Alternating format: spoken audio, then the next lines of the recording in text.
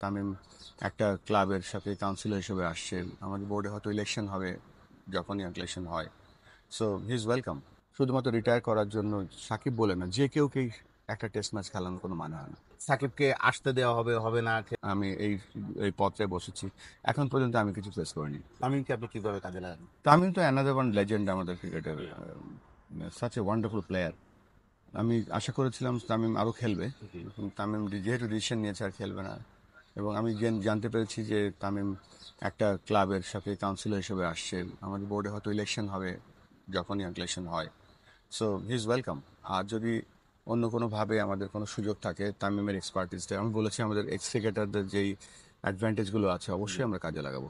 তো সাকিব যদি আপনাকে কখনো বলে বা যদি বলার সুযোগ পাই যে বুলবুল ভাই আমি দেশের মাঠে রিটায়ার করতে চাই, যদি আপনি আমাকে এরকম একটা অপরচুনিটি দেন, আপনি কি বলবেন সেই প্রশ্নের উত্তরে? আমার প্রশ্নের উত্তর একটাই হবে যে দেখেন, এখানে কিন্তু আমি একটা গল্প বলি। ইয়ান হিলি যখন রিটায়ার করে, ইয়ান হিলি নিজে বলেছে আমাকে গল্পটা, যে আমি তখন, ইয়ান হিলি তখন সুপার ফর্মে ছিল, জি, এবং সেই সেই টেস্টটা হচ্ছিল তো গ্যাবাতে, জি। তার হোমে। কিন্তু তার সিলেকশন টিম এসে বলেছিল you are enough, good, thank you, handshake করেছে, আর দরকার নেই, গিলক্রিস্ট ইজ রেডি। তখন সে রিকোয়েস্ট করেছিল যে আমার হোমে খেলা হচ্ছে, আমি কি শেষ টেস্টটা খেলতে পারি? বলেছে না, উই আর সো আমরা প্রফেশনাল, এবং গিলক্রিস্টের জন্য একটা টেস্ট যদি মিস করে, ওই একটা টেস্টই লস আমাদের জন্য। সো তারা কিন্তু মেনে নেয়নি। আমি তখন কিন্তু ক্রিকেট, অস্ট্রেলিয়ার লোকজন ইনভলভ হয়নি সেখানে। So totally again is depending on the selection team, যে তারা যদি মনে করে যে সে দলে আসবে, সে দলে পারফর্ম করতে পারবে, তারপরে তাকে অবশ্যই সুযোগ দেওয়া হবে। তবে এটাও ঠিক যে শুধুমাত্র রিটায়ার করার জন্য সাকিব বলে না, যে কেউকেই একটা টেস্ট ম্যাচ খেলানোর কোনো মানে হয় না। Sri Lanka tour, India Pakistan series, Bangladesh আসবে, he can come back again, মানে বাংলাদেশ টিমে সে খেলতে পারে। চালে চালে সে ফিরতে হলে তাকে কি করতে হবে? প্লেয়ার সাকিব নিয়ে আমি বলতে চাই যে অফকোর্স হি ইজ বাংলাদেশের ইতিহাসের সেরা প্লেয়ার। পারফরমেন্স বলেন, তার তার ওভারঅল, তার যে দেশের প্রতি যে তার কন্ট্রিবিউশন আছে ক্রিকেটে, দ্যাট ইজ আনবিলিভেবল। অফকোর্স এটা আমাদের যে সিলেকশন টিম আছে, তারা, তাদের একটা পলিসি আছে, Shakib is out of the team for some time. সেটা তারা যদি বিবেচনা করে, তখন আমরা নেক্সট স্টেপে যেতে পারবো। তো এটা আমি ব্যক্তিগতভাবে আমি এই সিলেকশনে ইন্টারফেয়ার করতে চাই না। তবে এটা পুরোপুরি নির্ভর করছে যে সিলেকশন টিম যদি ভাবে যে হি ইজ ইনডিসপেন্সিবল বা he is important for the team, তারপরে নেক্সট স্টেপ আমরা চিন্তা করতে পারি। রফিক ভাইয়ের মতো ক্রিকেটার আমি দেখি বাংলাদেশ ক্রিকেটের সেভাবে কাজে লাগান না। আরো আফতাব আহমেদ তো বাংলাদেশের কাজ হতাশা থেকে এক চলেই গেল। পর্যায়ে চলেই গেল। হ্যাঁ। তো এই যে এই ধরনের এক্স ক্রিকেটার ট্যালেন্টেড যারা আপনি যাদেরকে চেনেন জানেন, যাদের ক্রিকেট নলেজটা বাংলাদেশে কিভাবে কাজে লাগানো যেতে পারে বলে? রাইট জায়গাটায় রাইট পিপলটা আমরা দেওয়ার চেষ্টা করবো। তবে যেমন ধরেন অ্যাডভান্টেজ, এক্স ক্রিকেটারদের যে অ্যাডভান্টেজটা আছে, সেটা হচ্ছে যে they know the game very well.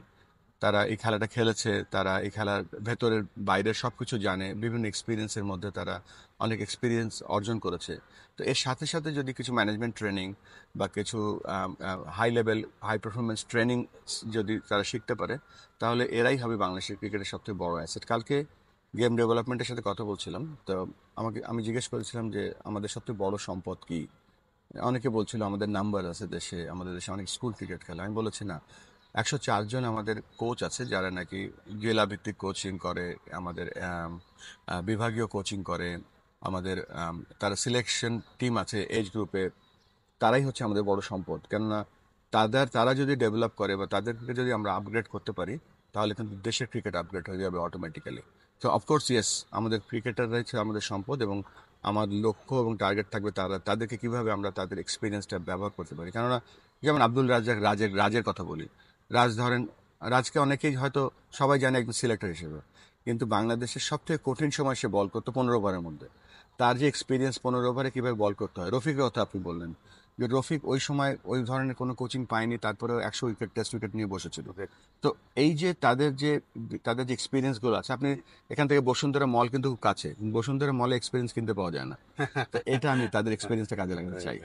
আমি আবার বলছি, আমি এটা শর্ট টার্মের জন্য এসেছি এখানে, বা আমি একটা সিস্টেম দাঁড় করিয়ে রেখে দিতে চাই। জানেন সময়টা কি জানেন, গত 17 বছরে তো সময় ছিল, জি, এবং কয়েক মাসও সময়। জি। তো এই সময় কতটুকু, কয়টা সেকেন্ড কিভাবে ব্যবহার করছি পরিকল্পনা অনুযায়ী, সেটাই হবে আমাদের মূল লক্ষ্য। তবে এটাও ঠিক যে আমাদের ক্রিকেট উন্নয়নের জন্য কিন্তু আমাদের রিজিওনাল সেন্টারগুলো যেগুলো আছে, যেহেতু অতিরিক্ত ব্যুরোক্রেটিক ব্যাপার আছে, তারপরে শুধুমাত্র ক্রিকেট নিয়ে গিয়ে আমরা রিজিওনাল সেন্টারগুলো খুব তাড়াতাড়ি চালু করে দেবো।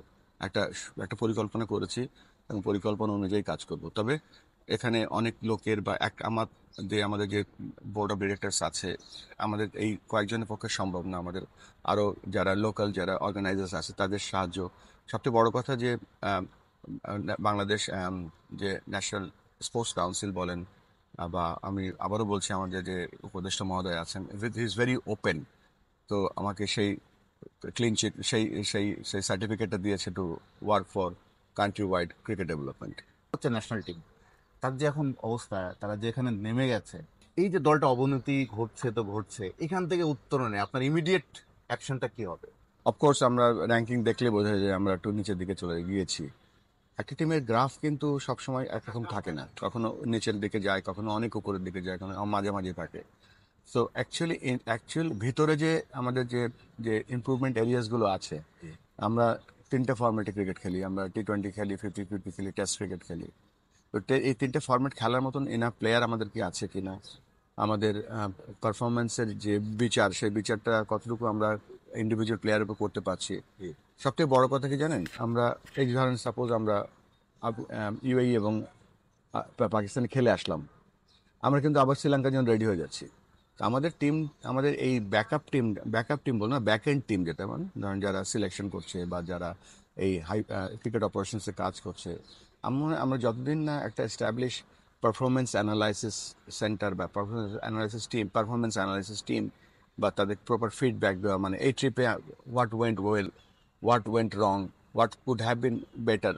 সো এই জিনিসগুলো অ্যানালাইসিস না করলে কিন্তু আমরা যে ভুলগুলো আছে সেগুলো ওভারকাম করতে পারবো না। তবে অফকোর্স আপনি বলছিলেন হার্টের কথা, ন্যাশনাল টিম মানুষ ফলো করে, কেননা ওটা হচ্ছে শেষ কাজ। বাট আমার আপাতত লক্ষ্য হচ্ছে অফকোর্স সেটা অটোমেটিক্যালি হবে, বাট গ্রাসরুট ক্রিকেট থেকে শুরু করতে চাই।